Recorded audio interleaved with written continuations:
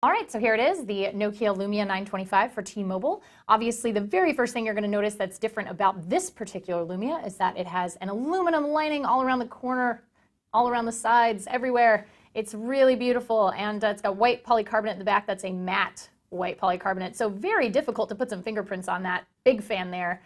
The speakers in the back here, if we want to get close on this, have these little nubs that allow you to not have to set this flush on a table. So if you do have this screen side up and you have your speakerphone on, this will enable you to get a little bit more projection out of your speakers coming from the bottom of the device and on the back.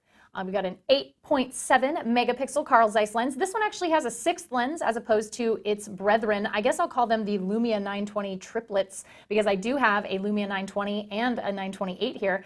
This one has a 6th lens. It doesn't have a xenon flash like the 928, so two things that are a little bit different. It's a give and a take on each one of those. On the top of the device, we have our 3.5 millimeter headphone jack, our bane of my existence micro USB port on the top of the device, which I'm not a huge fan of, but to each their own. Some of you don't care.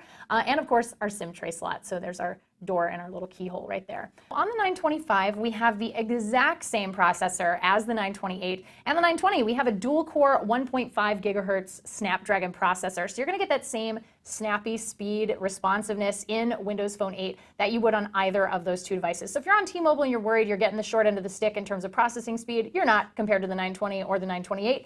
You get the same, which is really nice of Nokia to hook us up with that. You get the same 1 gigabyte of RAM. So again, same responsiveness, same speed, and you get the same screen size. This is the exact same screen as the 928, but almost the same screen as the 920, so I'll tell you the difference. This is a 1280 by 768 screen. It's 4.5 inches, just like the other two phones, but the only difference between this phone and the 920 is that this phone and the 928, there's a lot of 920 and then an X after that. So the 925 and the 928 have AMOLED displays, and the 920 actually has an IPS LCD, so it's just a little bit different.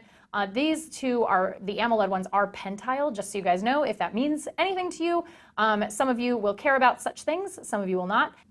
Storage-wise, you're going to get a little bit of the short end of the stick on this particular phone. You end up with 16 gigs of memory. Now, 16 gigs starting, which means when you get really down to it, you only have about 12 gigabytes free once the phone is set up. So you have to have all that space for Windows Phone 8 and everything else. However, just so you know, you do get 7 gigabytes of SkyDrive free, so you don't have to worry too much about it. You get a little bit extra space, but if you're really in an area where you need offline storage for your music or movies or anything else, this may not be the phone for you.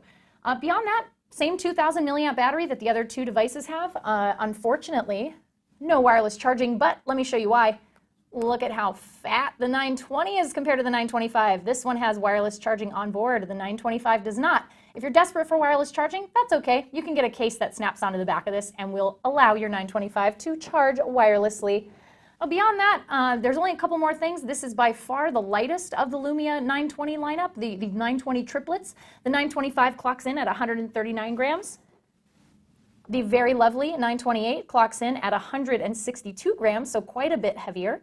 And of course, the 920, the AT&T Lumia 920 clocks in at the heaviest by far at 185 grams, so positively chunky by comparison. Now, last but not least, let's check out Nokia Apps. I want to show you guys this. They, of course, have all of their proprietary apps here to help you transition away from anything like Google Maps, for example. So Nokia has some great stuff like here City Lens, here Drive Plus, which would be your navigation, here Maps, here Transit, and the like. So they also have a Creative Studio, and the camera is also very, very good. Really great stuff happening here. If you're a big fan of Windows Phone, I highly recommend it. So far, so good. We'll have even more in our review. I'll give you the full rundown of my thoughts and opinions on the 925. But if you have any questions, any opinions, any comments, drop them down below in the comments for me. I will read them. I will answer your questions as best I can in the review. And I will see you in the next video. This has been the Lumia 925 hands-on. What's up everyone, John here. Thank you for watching the video. If you enjoyed it, I certainly hope you did. Click on the subscribe button right under me in my pants region to get tons more tech videos from Techno Buffalo. We've got awesome unboxings, comparisons, reviews, recaps, and everything else you can think of in the tech world right here on the channel. Join the herd today. If you want to check out some more content, just click right over this way to see some other recent videos. See you guys next time.